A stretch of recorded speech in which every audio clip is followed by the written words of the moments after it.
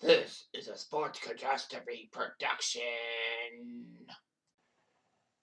Hey there, Heather, ho there, it's Jeff Carter Diamond welcoming you to another Sports Catastrophe on this date. And on this day, November the 24th, in the year 1977, the Miami Dolphins and St. Louis Cardinals would play each other in a massive match, which saw the Dolphins crush the Cardinals 55-14. You'd be thinking, why are you talking about this random ass game, Cutter? Well, this random ass game had someone throw for 6 touchdowns in one game, and also on Thanksgiving. But wait, you're probably saying, hang on. This can't be a Thanksgiving Day game between the Dolphins and the Cardinals because it's Miami and St. Louis. St. Louis is hosting it. Well, there was a brief 2-year period that the Dallas Cowboys did not host a Thanksgiving Day game. It was St. Louis who hosted on Thanksgiving Day, which was the strangest thing you've ever seen. St. Louis, what would they have with Thanksgiving? I mean, after all, Dallas and Texas have a Thanksgiving thing. And the Cowboys started doing Thanksgiving Day games as early as their action year in 1960 to try to get some revenue. Detroit couldn't have all the fish and eggs. But yeah, it happened. Well, earlier in the day, the Bears crushed the Lions 31-14. 3 years later, the Bears would come back to Detroit on Thanksgiving Day game and have a David Williams kickoff return for a touchdown to end the game. But regardless, so it was the Dolphins and the Cardinals. The Dolphins were 7-3 on this day.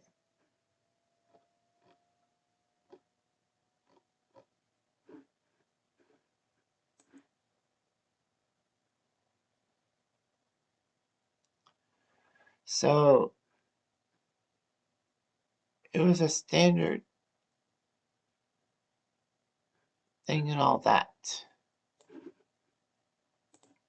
So yeah, the Dolphins and Cardinals both were 7-3 that year to start the 1977 NFL season. So things were ahead. So anyway, yeah. So Dallas didn't host Thanksgiving Day, and they decided to put Miami St. Louis on Thanksgiving.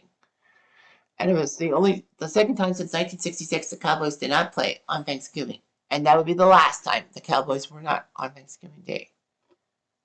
All that.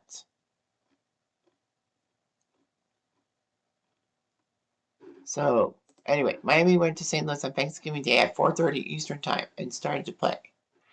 It was on the famous AstroTurf at Busch Stadium.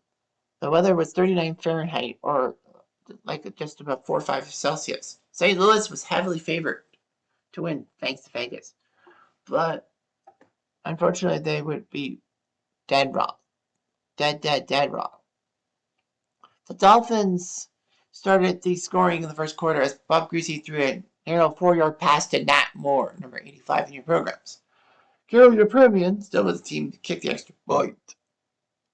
And then, another touchdown later, Griese threw another one to a touchdown to Dario Harris, 14-0. Cardinals would score a touchdown as Terry Metcalf Sr. would score a touchdown run with Jim Bakken kicking the extra point. In the second quarter, the Dolphins scored a few more touchdowns. Bob Griese threw another touchdown to Nat Moore, and then Griese again to Moore. So 3 touchdowns to Nat Moore, 4 in the game. 28-7 Dolphins headed to the half. In the third quarter, Griese threw another touchdown, this time to Gary Davis. His 5th touchdown of the day. Unfortunately for the Dolphins, he probably missed the extra point. Nevertheless, Griese threw another touchdown to Andre Tillman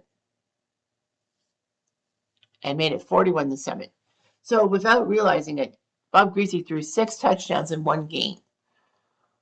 And this was the third quarter. Miami scored another touchdown, but it wasn't a pass. It was a run by Leroy Harris.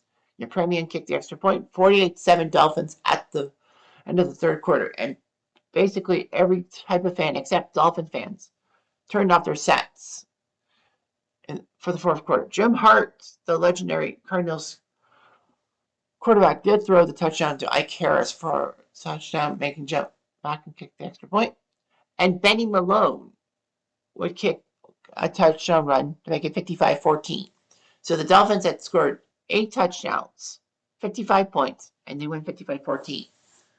So Bob Griese, without realizing it, threw 6 touchdown passes. He was 15 for 23, 6 touchdowns and a pick, 207.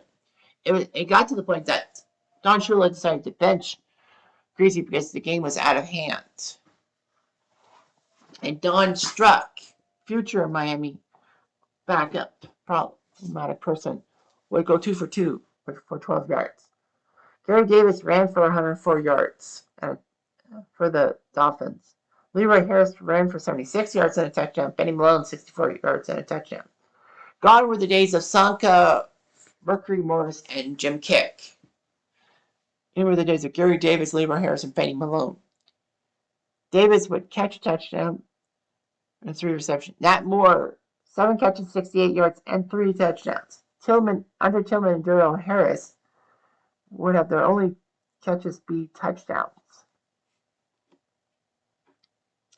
Jim Hart went 15 for 28, 167 with a touchdown interception for the Cardinals. Bill Donkers threw a pass. Terry Metcalf only got 28 yards running. Jim Otis only got 11. So the defense did their jobs and all that. So Daryl Premian actually did try a field goal attempt and missed. So regardless of that, the Dolphins won 55-14. Dallas did play week 11 and beat Washington, in Washington, mind you. So the question is, did that help either side? Actually, it could have. The Cardinals would falter. They started 7-3, and lo and behold, that loss to the Dolphins did start a 4-game losing streak. So they basically fell off of a cliff and fell out of a wild card position.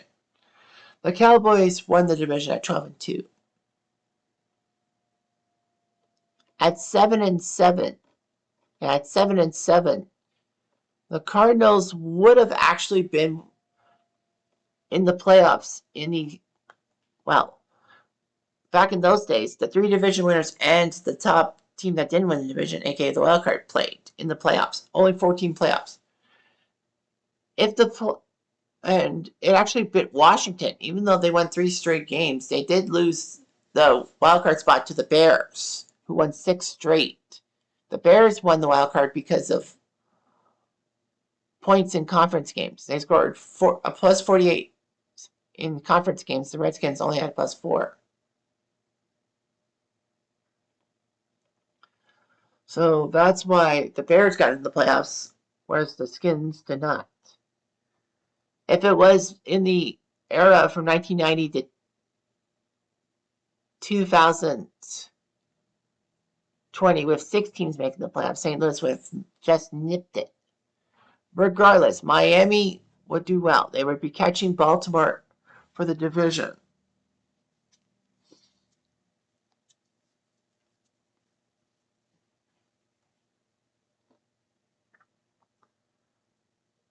Miami lost the AFC East by conference record, as Baltimore won 9 games in the conference. Miami only won 8. So Baltimore did their job and all that. Miami's 55 points was a team record until September 2023 when they scored 70 against the Bronx. Miami was 10-4. They missed out on the AFC East. If you're thinking, well, they had the wild card to fall back on. No, they didn't. They lost the wild card to the Raiders because the Raiders won 11 games, lost the division to Denver, who had 12 wins. So thanks to that, thanks to the 4-team format and not the 5-team format that was around late 70s to 1990, Miami would not make the playoffs. It would have been Miami had to Oakland for a wild card game, but nope. They failed at 10-4. They would have gotten on the 16 format too, with 10 wins. And so too would Houston. based on point-to-point differential. But yeah, Miami 10-4 failed flat. Griese would actually retire after a few more years in the league. And that was all. That's all she wrote for this story. Anyway, that's what I'm going to do.